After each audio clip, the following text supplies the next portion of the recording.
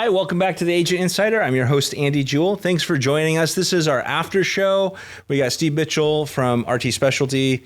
I don't know if you need to give another disclaimer. I don't know either, but I will. This is, again, the thoughts are coming out of my brain, not RT Specialties. It's just a disclaimer that these are me and not the company. That's right. Just you as an individual, which is what I kind of wanted to talk about a little bit, because you're in a position, we were talking about leadership, and you're in a position of leadership where you're currently at. What is it that you see that you think makes a good leader in the insurance industry, but just in general? Like, what is it that you think, like, what are the qualities of leadership? Yeah. I think I'll speak about it maybe more in general. I think, obviously, a good leader in the business, whatever the business is, you got to know about the business and be able to bring certain ideas or figure out how to motivate folks in whatever that business is and help them succeed. So maybe that's the insurance part of it. The personal part of it is, I could be wrong here. This is my theory, my philosophy, whatever.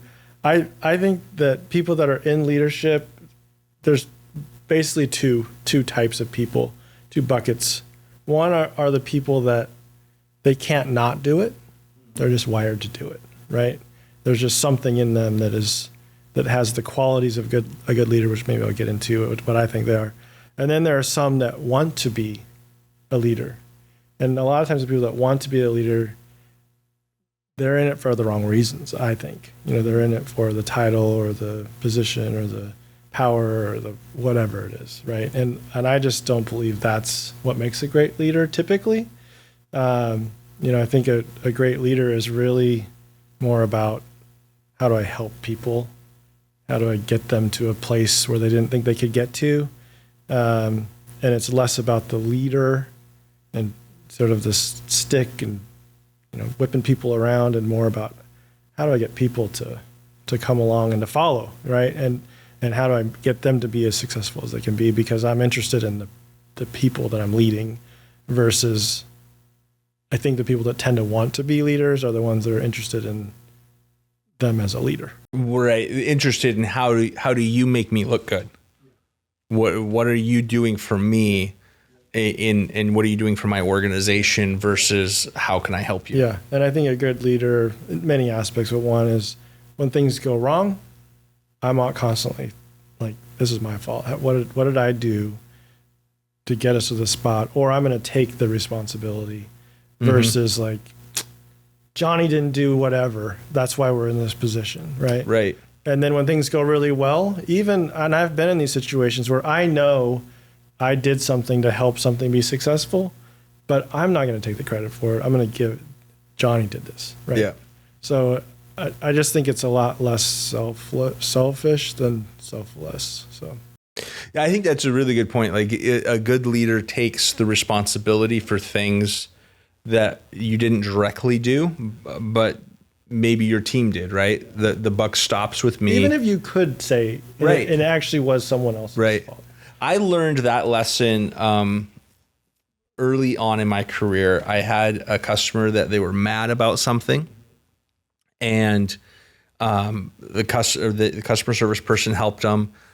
They were still upset about it. They came on to me. I was helping them, and I was like, yeah, so-and-so shouldn't have done that. I'm sorry. They made a mistake, but we'll get this fixed, right? And I was just trying to smooth it over. Yeah, exactly. But that staff person heard me throw them under the bus, and she didn't forget that. And when she quit a few months later, I was like, why are you quitting? Like, you're doing a great job. I love having you here. And she's like, I don't believe that. I'm like, what do you mean? And she's like, I heard what you said to the so-and-so about me and blah, blah, blah. And I was like, oh my goodness. Like, I think you do a great job. I was just trying to smooth over situation. And at that moment I realized, like, that's not okay. Right. So ever since then, when there's an issue, and I've had customers even tell me, like, well, it's not your fault, Andy, so-and-so did it. And I'm like, no, it's my fault. I'm the agent. I'm the boss. If they did it, it's because I didn't train them right, or because I didn't set the right expectation. So I'm sorry. I'll fix it. It's my fault. It's my problem. But it's difficult, right? Because to your point, right? If you're in a position of leadership because you want to be the big man, that person can't do what you just said because they are about their perception as the big man or whatever, right? Or big woman, whatever. But yeah. And then on the flip side, like you said, so the leader actually becomes the small guy in a way. I think the best leaders they act that way. Like obviously there are other aspects of leadership, but and if you're good at it and you know what you're doing and you can add value, then obviously people are going to follow you. So there is definitely a leadership quality that you need. You can't just be like the doormat, right? Sure. But I do think you have to approach it in a sense that it's not about you, it's about the team. And I was actually in the conversation on the way here, talking about this exact topic. And the truth is, being a leader, sometimes it's not all that fun. It's hard work. It's a pain. There's a lot of words I can use. Which, not all of them will say. Yeah, not all of them will say. But the point is, like you can't not do it. Like it's just in you. Like you're gonna do it, right? You're gonna find whatever position is. You could leave. Like I could leave RT. I'm not going to, but I could leave, go somewhere else, and I guarantee you, I might resist leadership opportunities, but at some point, I'm gonna say yes to it because I can't not do it, right? The difference, I think, is someone that's wired for it. You do get something out of it, even though it's hard. It's fun to see success and especially see others, do that and know that you were part of it, you were supported it, right? And that's how I view it, versus taking the credit for it, right? But the person that wants to do it, I think I've seen this, like they get into it and they end up being a really bad leader, or they end up just like quitting and like they're not going to do it anymore because it's hard work. It's hard to take all that stuff that is now your responsibility. I would call it stuff, but so I think again, I almost feel like, can you develop good leadership qualities? Yes, I do believe that, but I think some people are wired to just be leaders. I believe that. So. Yeah, I think some people are just naturally going to flow into that leadership. But I mean, it is something like you have a couple of boys. Yep. They're in sports. Yeah. We were talking about that, just the craziness of that life, but leadership falls in that. And that's part of what sports teaches, right? Is that leadership. What do you see or the correlation between how you interact with your sons and also what does that mean or translate? I mean, it's different, right? Because obviously you love your boys. Yeah. You might care for your employees, but it's not going to be, or people that work with you. But like, how do you see that transition or overlap of that? Yeah.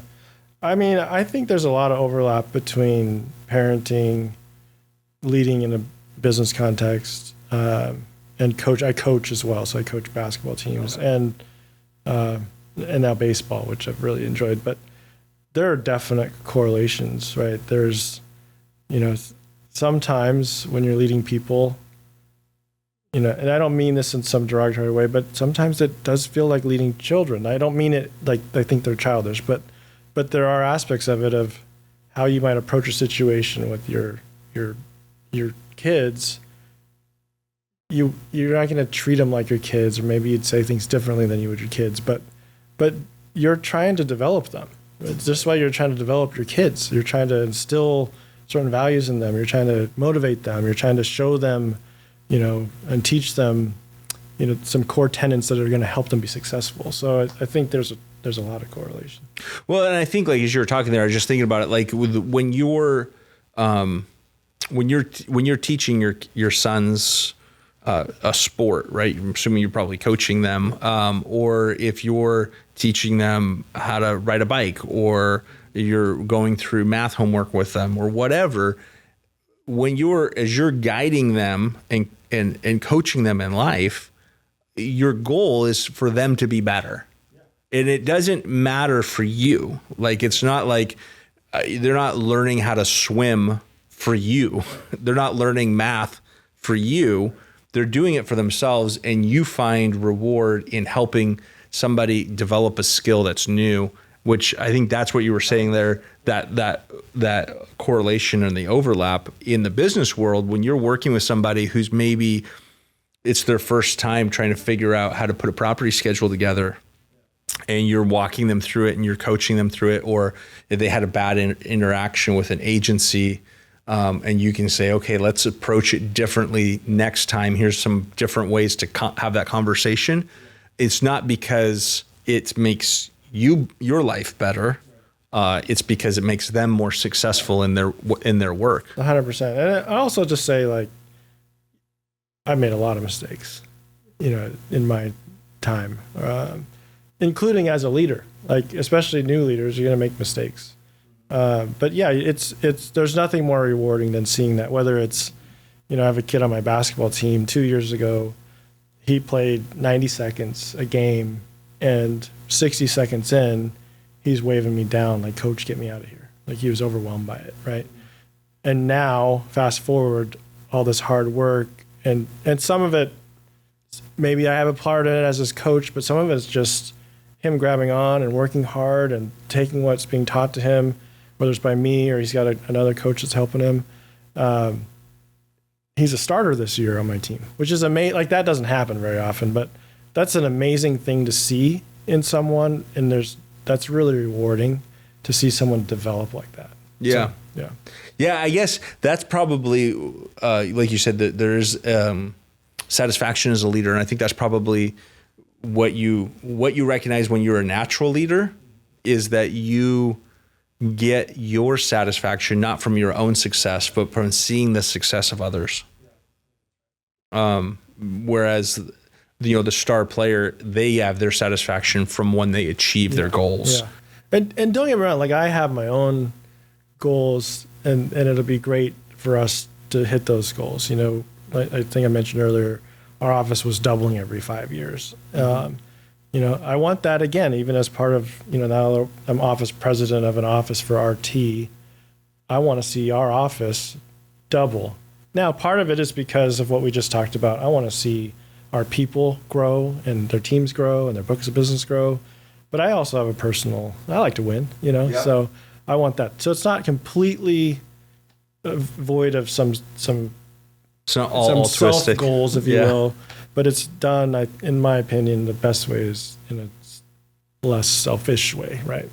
So if you had advice to give to maybe one of your sons, they're like, "Hey, I want to be a leader, Dad. I want to develop in a positive way, the way that you are a leader, but I'm struggling because I'm new and I don't know what should I be focusing on if I'm leading, or maybe somebody who's new in leadership in the insurance space." What advice would you give them to say, hey, as you're developing as a leader, here's some things you should pay attention to? It's a good question. Specifically to my boys, I think that's what your question was. And I'm probably not quite there with my 11-year-old. It's probably something we should be talking about more, but just recently, as this past spring and summer probably, my older son's a point guard. And so in my mind, that's a leadership role on a basketball team. It doesn't mean there's not other leaders on a basketball team.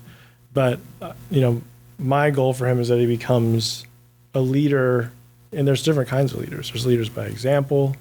There's vocal leaders. And sometimes it's more natural for someone that might be, my older son is very competitive.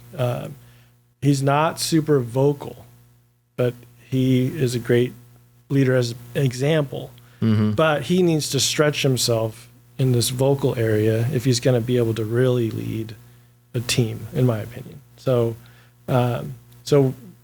we read a book together about it, right? So I think there's things that you can do to try to instill or study it, and even in moments, we might talk about, after the emotions of a game are done. If you see, gosh, this happened in the game, you got frustrated, you sort of melted down, and how do you think that makes your team feel when you do that? You're a leader on this team. You got to be better than that. You got to figure out how to rise above that. And I think that's something that he's got to train in himself. But back to what I said before, it might be that he might not have that. In my view of, you're sort of born as a leader, you have certain qualities and you can't not lead. He may or may not have that. I don't know. Like, it'll be interesting to see as he moves through and kind of grows through his adolescent years, etc. If that starts to come out more in him, or if he'll just continue to be that quieter, hardworking example type leader. Right. I think that's going to be an interesting thing to see happen for him. So. Yeah, and I think that you're right. Like, as you're reading that book, like, I think there's skills that you can develop. There's skills like, basketball is an example, right? Like, you can have someone who's naturally talented at it. Michael Jordan would have been someone who was naturally talented at basketball, but he still put in the work to hone the skills, right? And I think that you can have someone who's like, hey, you are a leader, either because you're naturally a leader, you've been put in a place of leadership or whatever. Yeah. And I think we are all leading somebody, whether we recognize it or not. I agree with that. Yeah. Even if it's like I'm leading myself, right? Or my family. Or, yeah. There's people who see you that are responding to how you live your life. And so I think that does come to that, to go, maybe we have to like hone in on some of that. I see that this is a weak area in me. Like it's easier. I think there's a lot of people that are it's easier for them to live it, but it's hard for them to call others into it, right? To say, hey, you need to do more drills at practice because you're traveling and you need to fix that, or your hook shot's off, or it's a basic layup, you shouldn't miss that. Like, to be able to hold people accountable, not in a demeaning way that demoralizes them. I think that's a big leadership topic. I think it's hard to hold someone to account sometimes because it feels maybe mean to point out to someone that they're making a mistake. And I think you have to recraft what that actually means in your head, because if I see you're constantly making the same mistake over and over again, whether it's maybe the customer interaction or it's how you put your proposal together, whatever it is, and I notice it and I'm like, man, I really like Andrew. I don't want to hurt his feelings. Right. Like, I'm just not going to say anything. I'll just fix it for him and tell him. That's actually not very kind, right? No. That's actually not kind. I'm seeing you. I have this theory of it comes from a friend of mine, but it's the theory of the unzipped fly. So a true friend will tell you that your fly is unzipped, right? Or that you have a piece of lettuce in your teeth, right? Someone that doesn't really care deeply about your success is not going to tell you that stuff. Right. So, like, when you do that, you have to come at it, I think, from that angle of like, I'm about to tell you something. You may not like it. You actually might get defensive about it. But I'm doing it because I care about your success and I think you can handle this message, right? Yeah.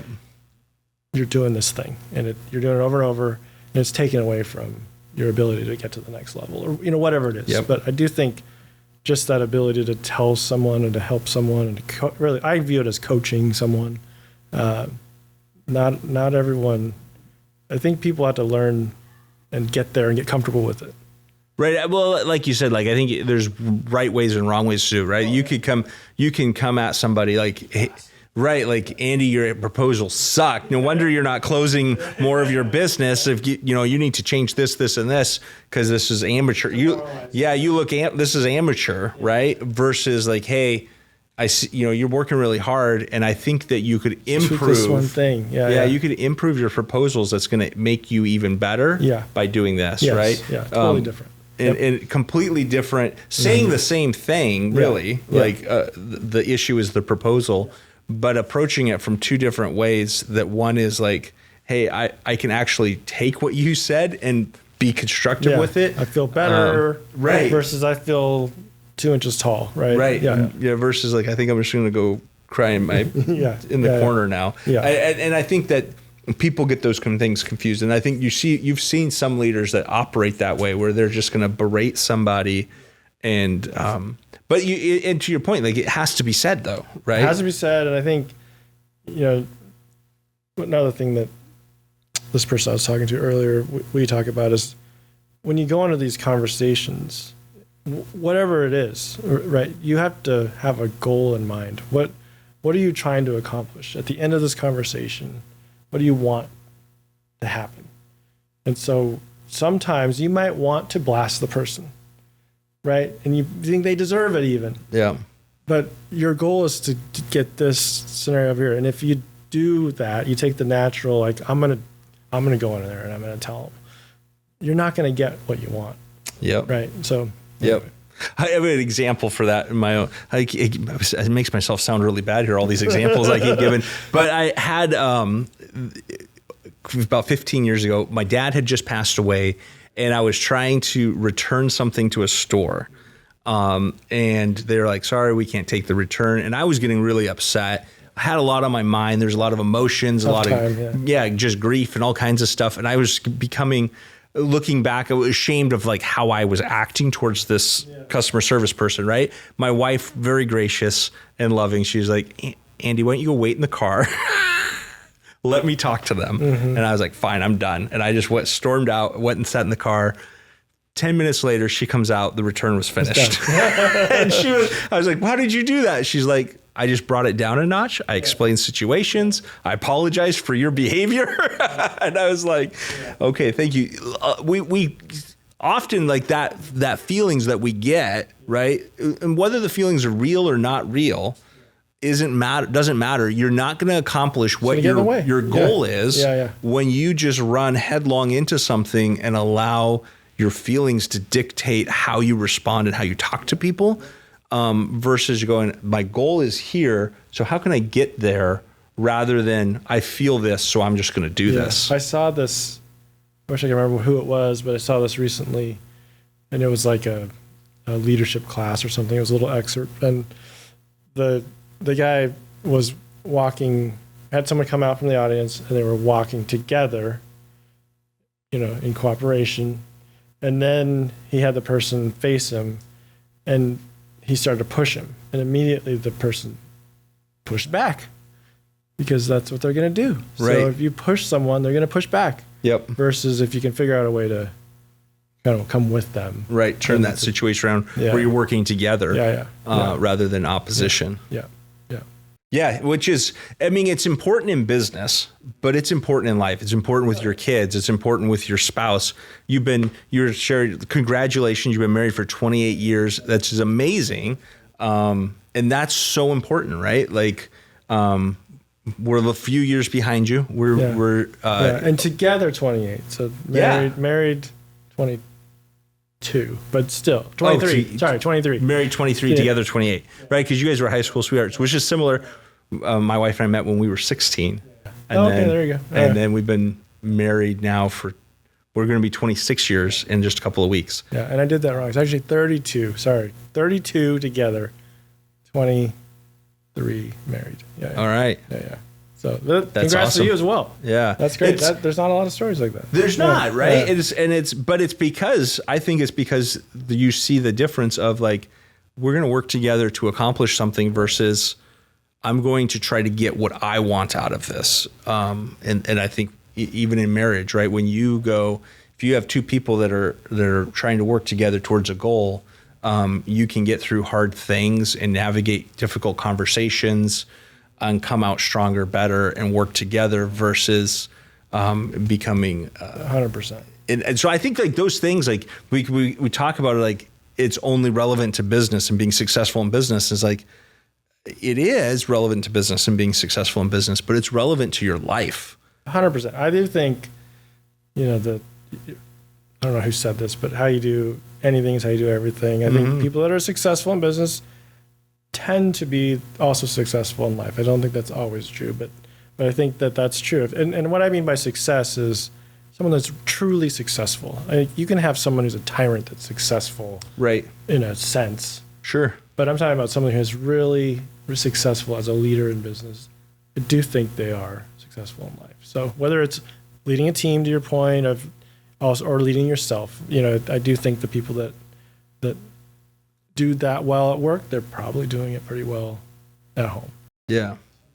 Yeah. I think just kind of as we're wrapping up here, I think that's an important thing. I guess I would say, like, whether people view themselves as a leader, you are a leader.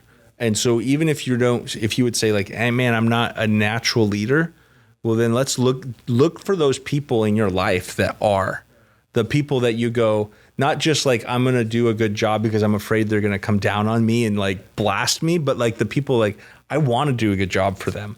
Like, who are those people in your life? Who are those people that you know? And what is it about them that you see how they live that's different?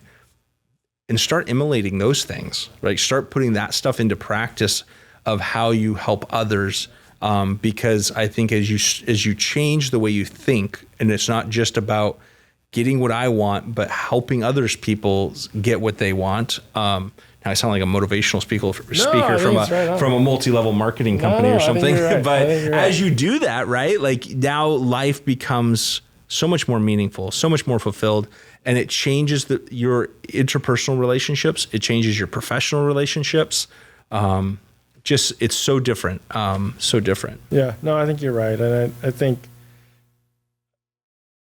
maybe two thoughts. One, I think understanding intent. I think we kind of live in this age where it's like people assume the worst of what you're trying to do for them or say to them versus or not being willing to be self-aware or open. So if they feel like you're coming at them from a bad place, or they're not willing to be open to hear some critique that someone is with positive intent trying to help you, right? Then you can get to this place where you're not cooperating, you're fighting. There's a defensiveness. There's a whatever. And I guess as a leader, I feel like it's the responsibility of that leader to try to diffuse that a little bit and try to reframe it. Sometimes you have to do that multiple times before they hear you, but yeah, no, but yeah, I agree with a lot of what you're saying. So. Yeah. Being a leader, it's hard. It's work. It's rewarding, and it builds success in your life and success in life of the people around you, which I think is what's cool. Is when you see that, like, okay, you're impacting not just you, but you're impacting everybody. So yeah, exactly. All right. Well, Steve, thanks again for joining us for this for our after show. It's been great just to talk about leadership as well. So I hope to have you back again sometime. Yeah. Thank you, everyone, for joining us. If you have any questions, feel free to send us an email at theagentinsider@gmail.com. Thanks so much, and have a great day.